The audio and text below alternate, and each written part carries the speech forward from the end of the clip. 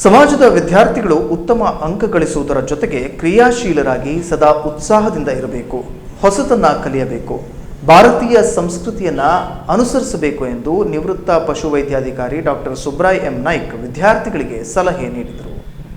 ತಾಲೂಕಿನ ಹಳದಿಪುರದ ಜೋಗಣಿಕಟ್ಟೆಯ ಶ್ರೀ ಮಹಾಲಕ್ಷ್ಮಿ ದಾಮೋದರ ಗೋಪಾಲಕೃಷ್ಣ ದೇವಸ್ಥಾನದ ಸಭಾಂಗಣದಲ್ಲಿ ಎಸ್ಎಸ್ಎಲ್ಸಿ ಹಾಗೂ 2ನೇ ಪಿಯುಸಿ ಏಪ್ರಿಲ್-ಮೇ 2025ರ ವಾರ್ಷಿಕ ಪರೀಕ್ಷೆಯಲ್ಲಿ 90%ಕ್ಕಿಂತ ಹೆಚ್ಚಿನ ಅಂಕ ಗಳಿಸಿದ ರಾಮಕ್ಷತ್ರಿಯ ಸಮಾಜದ ವಿದ್ಯಾರ್ಥಿಗಳಿಗಾಗಿ ಆಯೋಜಿಸಿದ್ದ ಪ್ರತಿಭಾ ಪುರಸ್ಕಾರ ಕಾರ್ಯಕ್ರಮ ಉದ್ಘಾಟಿಸಿ ಮಾತನಾಡಿದರು. ಪ್ರಶಾಂತ ಪಾಂಡು ನಾಯ್ಕ್ ಮಾತನಾಡಿ, ಸಮಾಜದ ವಿದ್ಯಾರ್ಥಿಗಳು ಶಿಕ್ಷಣಕ್ಕಾಗಿ ಹಣಕಾಸು ಬೇಕಾದರೆ ಸಂಘಕ್ಕೆ ಸಂಪರ್ಕಿಸಿ ಪಡೆದುಕೊಳ್ಳಬೇಕು, ಧೈರ್ಯದಿಂದ ಬಂದ ಅವಕಾಶವನ್ನ ಎದುರಿಸಬೇಕು, ಉತ್ತಮ ಸಾಧನೆ ಮಾಡಬೇಕು ಎಂದರು.